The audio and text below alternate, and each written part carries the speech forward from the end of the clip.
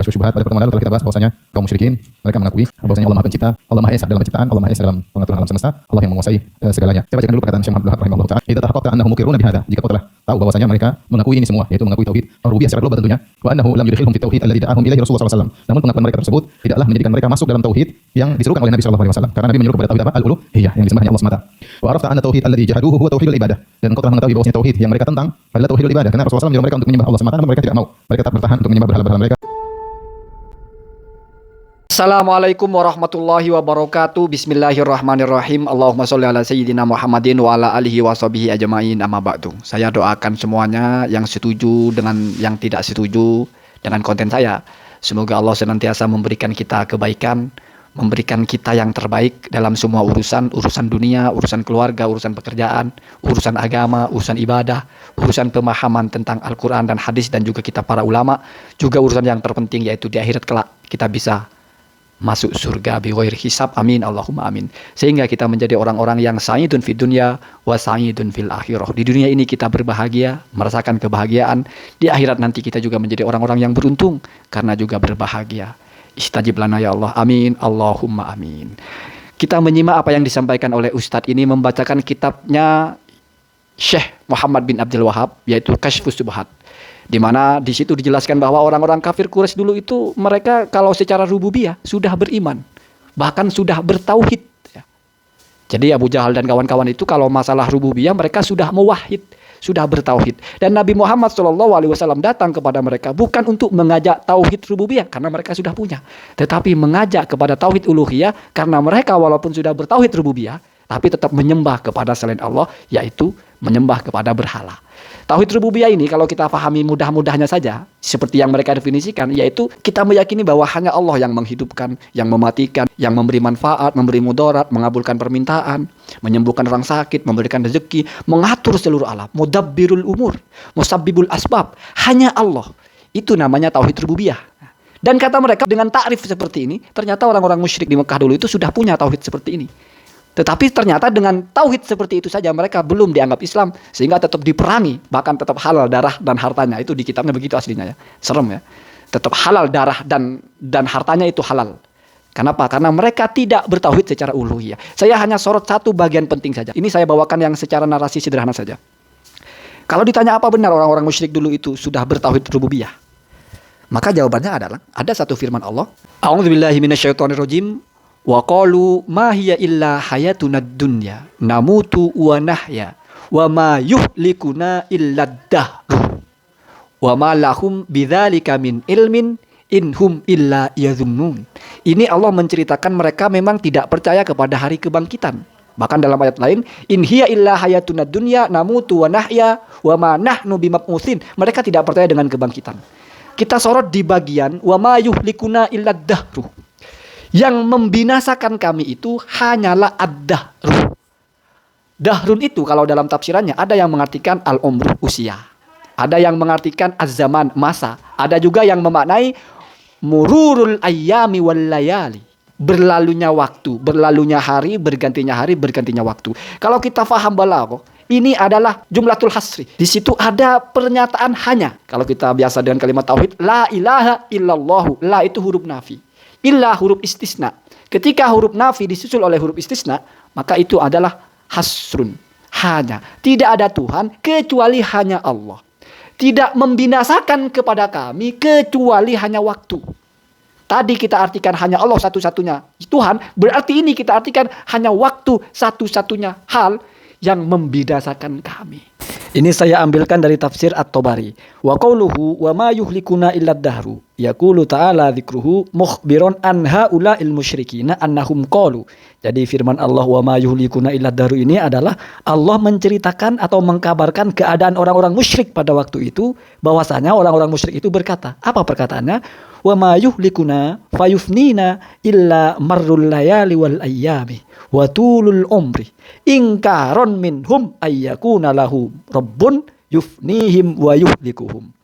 Jadi mereka itu mengingkari bahwasanya ada Tuhan yang bisa menghancurkan mereka, yang bisa membinasakan mereka. Ini kok mau dianggap mereka mengakui rububiyahnya Allah, mengakui adanya saja tidak, apalagi mengesahkan Allah dalam hal ini. Jadi mereka mengatakan yang menghancurkan kami, yang membinasakan kami, ya berlalunya hari dan malam saja, ya bergantinya waktu saja ya. Atau ya panjangnya umur saja, tua mati ya karena sudah tua mati, gitu maksudnya ya. Jadi mati karena sudah tua, nggak ada urusan dimatikan oleh Allah ya. Jangankan mentauhidkan Allah sebagai zat yang mematikan atau tauhid rububiyah, meyakini ada yang mematikan saja tidak. Mereka mengatakan yang mematikan hanya waktu saja. Artinya ya, kalau kamu artikan waktu bukan sesuatu yang punya pengaruh, ya mati sendiri. Begitu saja gampangnya. Jadi konyol sekali kalau dianggap mereka mengesahkan Allah dalam rububiyah. Orang mereka meyakini tidak ada Rabbun dalam hal seperti ini kok. Apalagi mengesahkan Allah segala. Kemudian dalam tafsir Al-Qurtubi malah lebih luas lagi. Illa dahrun yamurru. Wa qala Ibnu Uyainah. Kana ahlul jahiliyati yaquluna ad-dahru huwallazi yuhlikuna wa huwallazi yuhyina wa yumituna. Fanazalat hadhil ayatu. Jadi turunnya ayat ini dilatar belakangi oleh orang-orang musyrik kafir Mekah yang mengatakan bahwa yang mematikan kami ya waktu, yang menghidupkan kami ya waktu saja. Makanya di situ Allah ada firman-Nya wa ma lahum bidzalika min ilmin inhum illa yadhunnun. Mereka mengatakan seperti itu ya karena bodoh. Karena mereka tidak tahu, mereka hanya mengira-ngira saja bahwa tidak ada Tuhan yang menghidupkan mereka dan mematikan mereka. Jadi mereka mati dimatikan oleh waktu saja, dimatikan oleh umur saja. Sepaket dengan yang tadi bahwa mereka mengingkari Rabbun. Mengingkari Rabbun kok kamu bilang mentauhidkan Tuhan secara rububiyah. Nggak ada di situ namanya Allah menghidupkan atau mematikan, itu tidak ada. Tidak ada orang-orang kafir Quraisy itu meyakini Allah yang menghidupkan mereka dan mematikan mereka. Faktanya orang Quraisy diceritakan oleh Allah dalam Al-Quran bahwa mereka itu di pikirannya itu ya semua binasa ya karena masalah waktu saja. Nggak ada urusan hanya Allah yang mematikan, hanya Allah yang menghidupkan. Dan mereka menyembah berhala itu karena meyakini berhala itu bisa memberikan manfaat dan bisa menghindarkan mereka dari mudarat. Artinya dalam bagian lain juga ya memang mereka mengakui bahwa ada selain Allah yang sama dengan Allah, yaitu sama-sama bisa memberikan sesuatu, bahkan bisa menghancurkan, bisa mematikan, bisa menghidupkan. Maka atas dasar seperti itu mereka menyembahnya tidak hanya kepada Allah. Jadi kan jelas dari segelintir penjelasan seperti ini saja sudah nyata bahwa kalau kita mengatakan Nabi Muhammad bukan mengajak kepada tauhid rububiyah tapi tauhid uluhiyah, itu aneh. Dikatakan orang-orang kafir Quraisy itu sudah bertauhid secara rububiyah, itu aneh. Jadi kan begitu, terbantah, sudah selesai. Saya kasih analogi yang sederhana. Ada ucapan ulama yang sangat populer. Man aqarra birrububiyyati ya, aqarra bil uluhiyah, wa man asyraka bit tauhidir rububiyyati asyraka bit tauhidil uluhiyati. Ada juga ulama yang mengatakan tauhidur rububiyyati ainu tauhidil uluhiyati, li'anna Allaha rabbun wa ilahun. Jadi nggak ada dibagi-bagi itu, nggak ada, cuma penamaan saja, tetapi tidak berarti dua hal. Itu pentingnya. Ya. Orang kalau sudah meyakini tidak ada yang bisa memberi selain Allah, tidak mungkin dia meminta kepada selain Allah. Orang kalau sudah meyakini tidak ada yang bisa melakukan apapun, berkuasa, punya kehebatan selain Allah, tidak mungkin dia akan menyembah kepada selain Allah. Karena kita menyembah atas nama mengagungkan. Kalau yang kita yakini yang betul-betul agungannya satu, ngapain kita nyembah yang lain? Dengan penyembahan yang setara. Kalau menghormati nggak mesti menyembah. Makanya ada konsep menghormati orang itu mencapai syirik. Kalau kamu memperlakukan dia sama dengan kamu memperlakukan Allah, termasuk dalam keyakinannya dia kemuliaannya setara dengan Allah. Ya kalau kamu memuliakan orang tua, memuliakan guru, lalu kamu dianggap musyrik, ya goblok. Ini ajaran-ajaran yang ingin mencabut kita dari etika. Akidah tidak boleh kita hormat sama orang tua. Ya. Tidak boleh kita hormat sama orang tua. Hormat hanya kepada Allah. Ya. Tidak boleh taat kepada orang tua. Taat hanya kepada Allah. Ya. Suruh beli kopi, beli gula, nggak mau. Taat hanya kepada perintah Allah. Tidak boleh. Nanti kita syirik taat kepada orang. Aneh ya.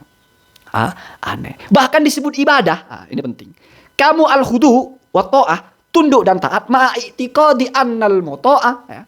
Wal mahdu'u ilahun atau Rabbun. Kita taat kepada sesuatu, kita disebut menyembah, bukan hanya taat, tapi taat dan meyakini itu sebagai Tuhan. Artinya satu paket. Kalau masih ngambang, saya kasih logika sederhana. Kamu yakin bahwa yang jual rokok itu hanya di toko itu. Jadi ini anggap jual rokok ini sebagai rububiyah lah. Kamu yakin hanya dia yang jual rokok, nggak ada tempat lain yang jual rokok. Terus kamu datang ke toko itu, ini uluhiyahnya lah, praktek kita. Jadi kalau yang berasal dari dia itu rububiyah, Allah yang menciptakan, Allah yang itu kan dari Allah ya. Jadi itu rububiyah lah, perbuatan Allah ya. Dia jual rokok kita. Dan kita yakin hanya itu yang jual. Maka kita datang hanya ke tempat itu. Mungkin nggak kita akan datang ke toko lain ketika kita sudah yakin tidak akan ada toko lain yang menjual rokok selain toko itu? Mungkin nggak kita mau ke toko sebelahnya? Kita akan coba ke toko sebelahnya ketika kita sudah mulai ragu. Mungkin toko sebelahnya juga menjual rokok, maka kita mau coba. Begitu juga orang yang sudah berdoa, menyembah, beribadah selain kepada Allah, karena dia sudah berpikir, jangan-jangan ada yang selain Allah yang juga bisa mengabulkan permintaan. Artinya, uluhiyah kita, menyembah kita, meminta kita, efek dari rububiyah kita ini waras. Sudah tahu hanya itu tempat kamu meminta, kok minta ke orang lain. Kecuali kamu yakin bukan hanya itu tempat kamu minta. Berarti di rububiyah kamu memang sudah sengklek. Maka uluhiyah pun sengklek. Orang datang ke kuburan, kalau yakin hanya Allah musabbibul asbab, berarti ini hanya wasilah. Saya nggak minta ke kuburan. Mintanya kepada Allah. Ini hanya caranya. Kalau hanya cara bukan berkaitan dengan akidah, kenapa bisa disebut melenceng tauhid uluhiyahnya? Hanya karena kamu melihat dia menyembah kuburan. Memang kamu kira menyembah itu orang datang berdoa terus menyembah. Ya. Ada beda antara ayat memanggil, menyeru dengan meminta. Meminta pun ada bedanya. Kamu ketemu orang minta rokoknya dong. Masa langsung dianggap meminta kepada selain Allah?